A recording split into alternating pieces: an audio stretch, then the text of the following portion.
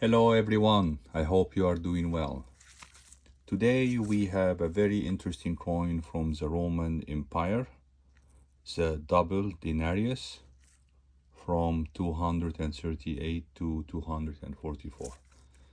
Let's discuss the history, specification, design, grading, and recent auction results. The ancient coins were not just money, they were like ancient newspapers. They told you who was the emperor, what they were proud of, and what they wanted people to believe.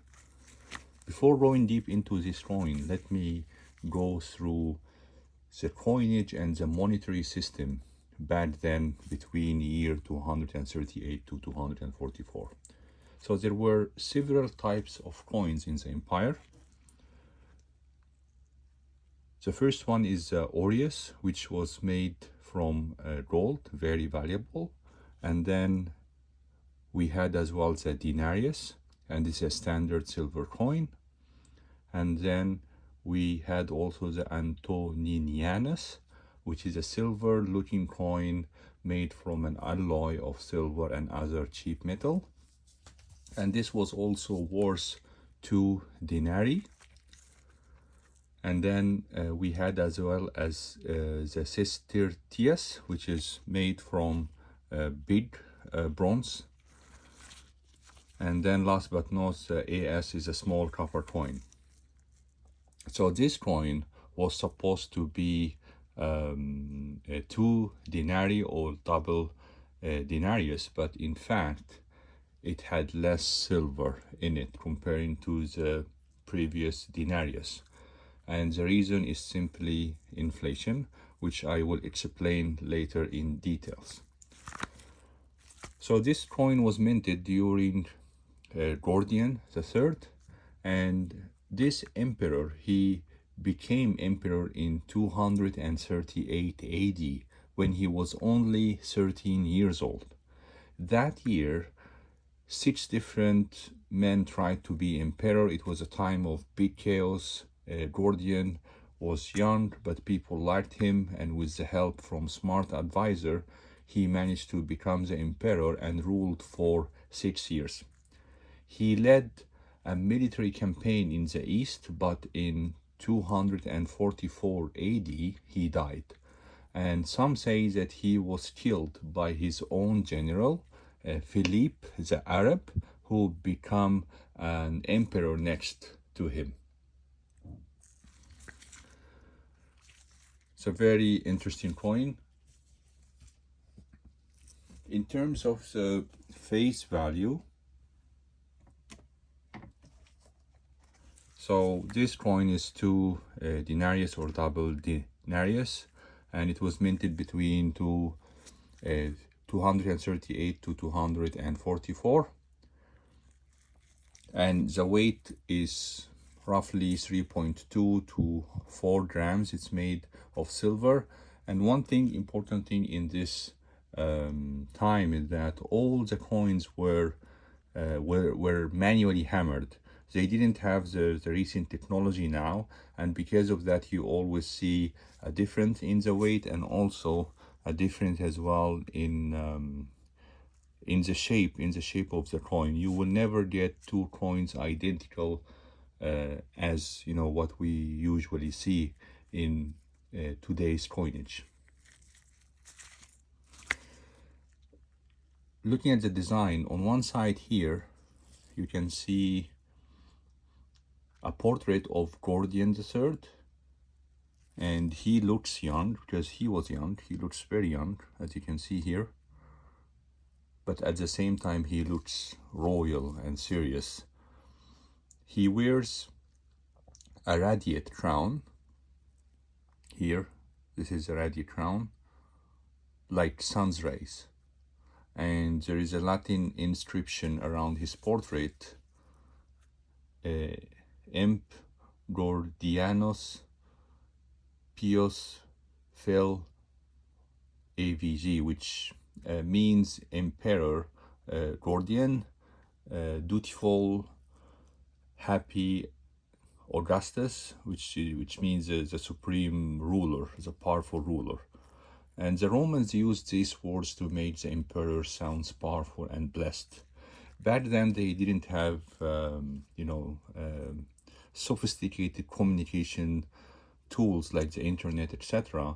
So they were using the money as a way to communicate important messages to the people. And the best way, of course, was, having the money itself, because this is the daily transaction between people. On the other side here, it shows Liberalitas, which represent the generosity and public giving. And she holds two things. In her right hand, an abacus, which is a Roman counting board used to count money.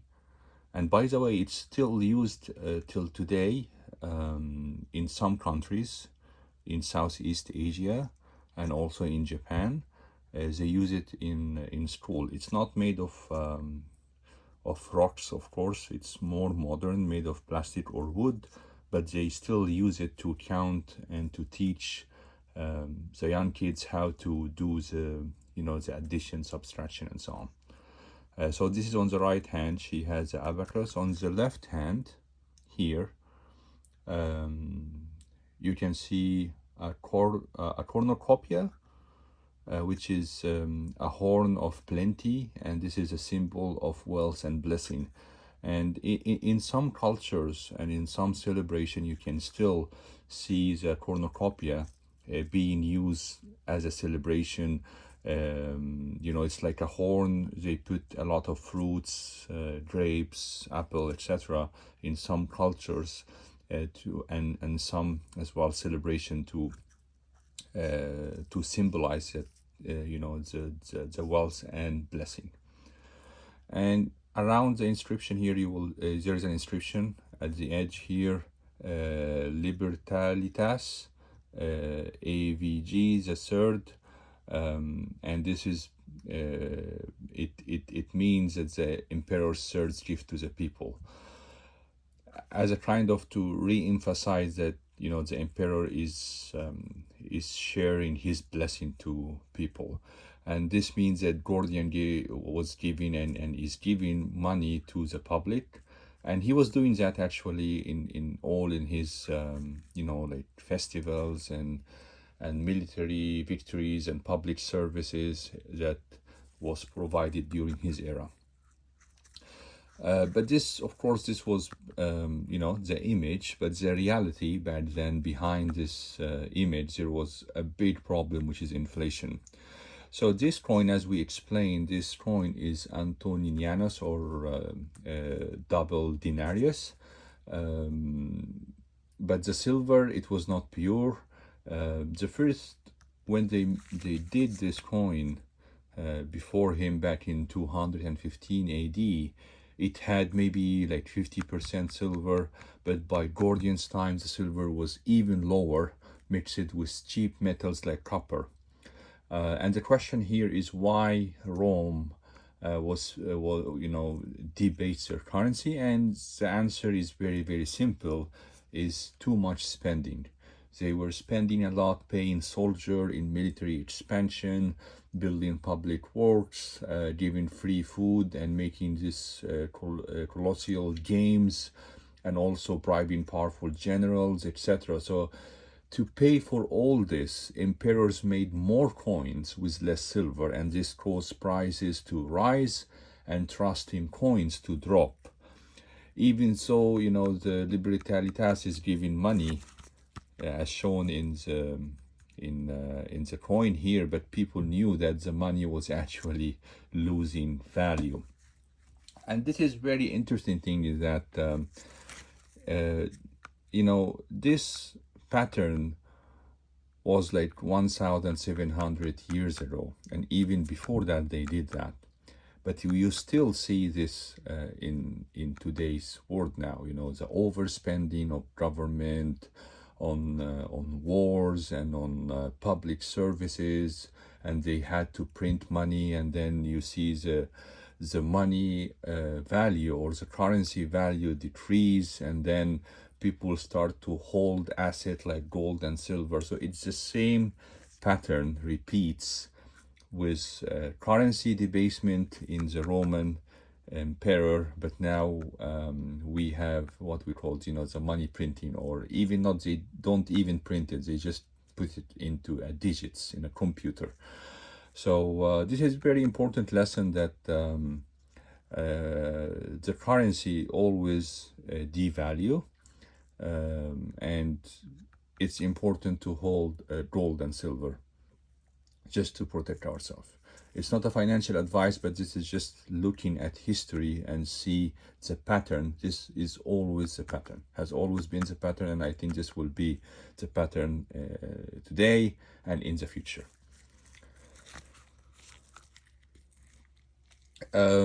One other thing as well I wanted to mention here in terms of grading. So the grading of old ancient coin is very, very different from the normal coins. The normal coins grading is, as you know, from 1 to 70. You have, VF, you have AU, MS, etc. Until MS 70. But for the Roman and ancient coins, they don't use these numbers. They have a special grading system, and the reason simply that when it comes to ancient coin, we look at not only the details of the coin, but also we look as well whether you have the full coin or not, whether the coin is well centered or not, etc. There's a number of factors we look for the ancient coins, and the reason why is because these coins were hand hammered, so you will never get two coins exactly same. Unlike the recent coins, you always get the same shape, design, and everything. So the evaluation factor is limited. Comparing to the ancient coin, you will never get two coins identical. So we have to look at more factors when it comes to ancient coins. Last but not least, this in terms of price. So this coin considered to be an affordable coin. If you want to to collect an ancient coin, this is an affordable coin in this condition, and maybe a slightly better, you can get this coin in the range of like from $100 to $300, depends on the grading. If it's not graded and the condition is, let's say, normal condition, not too bad, not too good, I think it will even be lower than the $100. So that's all for today's video. I hope you liked the video. If you liked the video, please like and share and subscribe. Thank you so much, and I wish you a very good day.